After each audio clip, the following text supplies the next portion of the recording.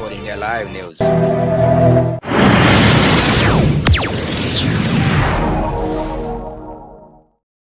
नमस्कार, आपला 24 India live न्यूजमध्ये स्वागत आहे.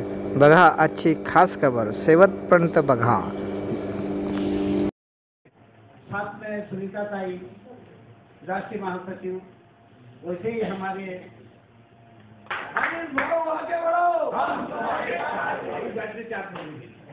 उभे होते. त्यांनी आपला परिचय देऊन आपलं थोडक्यात जो त्यांना अनुभव आलेला आहे या निवडणुकीमध्ये आदरणीय चंद्रपूर लोकसभा येथून लोकसभा निवडणूक लढलेले आमचे उमेदवार बाकी साहेब हे आपल्याला मार्गदर्शन करतील अशी त्यांना विनंती करतो. आजच्या गुणवाना गणतंत्र पार्टी मुख्य झालेले लोकसभा अध्यक्ष राष्ट्रीय विखे, त्याचप्रमाणे राष्ट्रीय उपाध्यक्ष निखोलेताई, ओबीसी सेलचे प्रमाणे महासचिव सुधाकर भाऊ आकमडावी, तसेच जिल्हा तालुक्यातून आलेले नमस्कार, जय सेवा, जय भीम. मित्रांनो, आपण नुकत्याच सुद्धा लढवल्यात. त्यामुळे वाटते त्याच्या मागचे कारण मीमांसा सुद्धा आपण जाणून घेतली पाहिजे. त्याच्या मागचं कारण काय आणि ज्यांनी लढवलेले आहेत त्यांना, परंतु तिथे वेळेवर मला रेडी फॉर्म न मिळाल्यामुळे माझा अपक्ष म्हणून फॉर्म झाला. त्यानंतर 19 सुद्धा मी निवडणूक लढवली लोकसभेची. ते पार्टीचे, समाजाचे आणि पार्टीच्या धोरणाच्या विरोधामध्ये जाऊन त्यांनी काम केलं. असे काही गद्दार पदाधिकारी होते ज्यांनी ज्या नीतीला आपण विरोध केला त्यावेळेचा तसा प्रसंग जर आपण भरोसा करून, प्रदेश कार्यकारिणीने भरोसा करून आणि ती परत मला तिकीट दिली. त्या तिकीटची स्टोरी तयार होते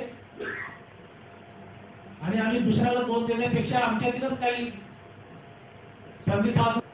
काही गोडवाडा गणतंत्र पार्टीला तोडण्यासाठी ते साजिश करत आहेत. असे काही गद्दार लोक आहेत ज्यांना आपण समाजामध्ये स्थान देतो किंवा बुद्धिवंत समजतो, पण ते सुद्धा गोडवाडा गणतंत्र पार्टीला तोडण्याचं काम करत प्रयत्न करत आहेत. या सगळ्या बाबींवर संकटावर आपण मात करून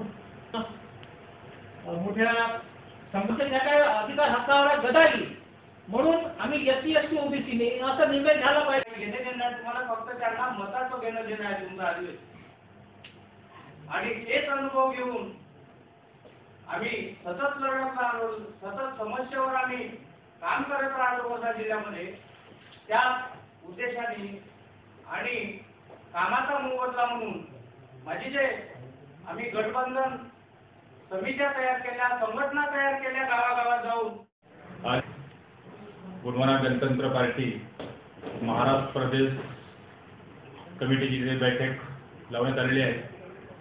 बलवीरसिंग तोमर साहेब या बैठकीला उपस्थित होते आणि गुणवाना गणतंत्र पार्टी महाराष्ट्रामध्ये ज्या ज्या प्रभावित जागा आहेत त्या त्या प्रभावित जागेमध्ये आम्ही उमेदवार आणणार आहोत आणि त्यासाठी ही पूर्व तयारी म्हणून आजची ही बैठक 9 जून म्हणजे आज बिरसा मुंडा 6 दिवस आहे.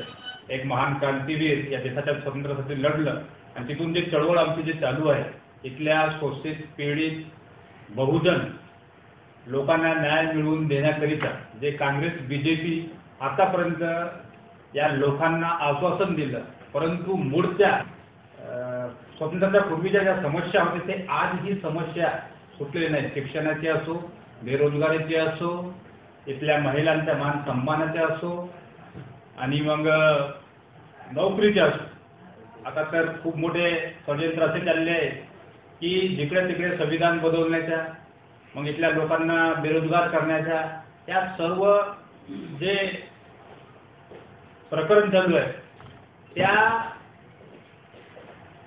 सर्व प्रश्नांचा तोडगा काढण्याकरिता दादा हिरासिंग मार्कांनी गुणवाना गणतंत्र पार्टीची स्थापना केली होती. त्याच चळवळीमध्ये सर्व सैनिक लोक आज काम करत आहेत आणि त्याच माध्यमातून शोषित पीडितांना SC ST OBC VJNT सर्व लोकांना न्याय मिळावा याकरिता आम्ही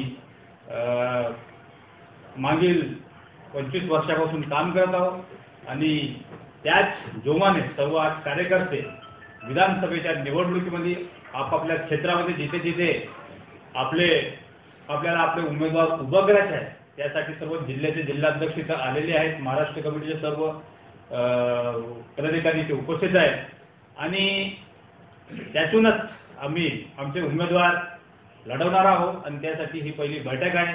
आणि या बैठकीच्या माध्यमाने सर्व जिल्हा अध्यक्षांना सुद्धा सूचना सर्व कार्यकर्त्यांना सूचना देतो की तालुका स्तरावरती बूथ कमिटी स्तरावरती ग्राम शाखा स्तरावरती आपण सर्वांनी मीटिंग लावा आणि मीटिंग लावून पूर्वतयारी आतापासूनच आपण करावं.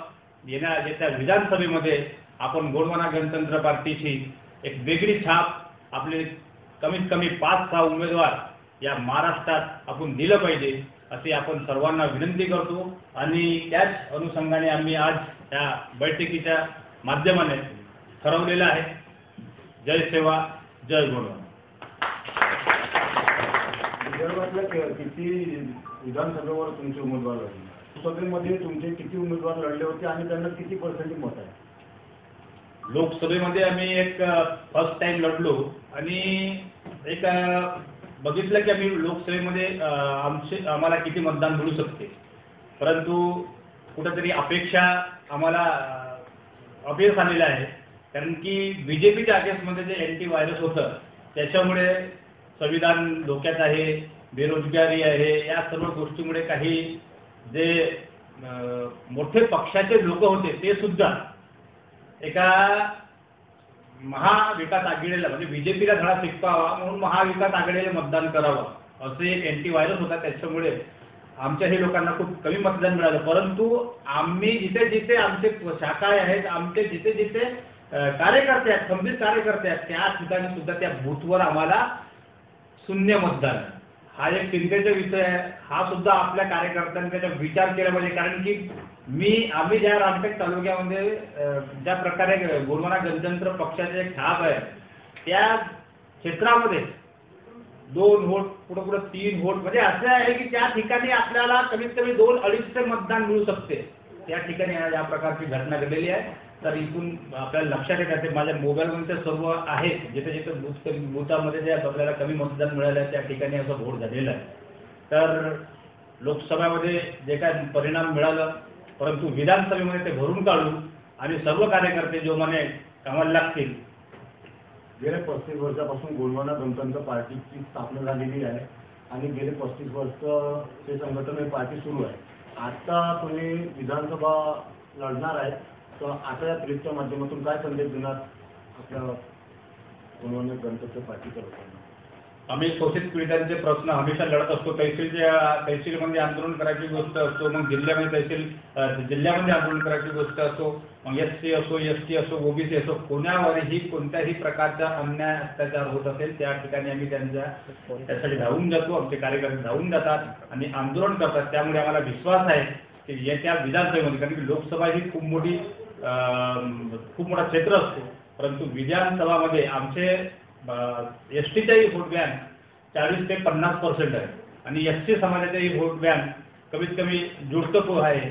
आमचं जर हे समीकरण जुळलं आणि इतर छोट्या संघटनांना आम्ही इन्व्हाइट करणार आहोत की तुम्ही गोंडवाना गणतंत्र पक्षासोबत या आणि हा समीकरण बनवून आम्ही या महाराष्ट्राच्या विधानसभामध्ये उमेदवार टाकणार आहोत.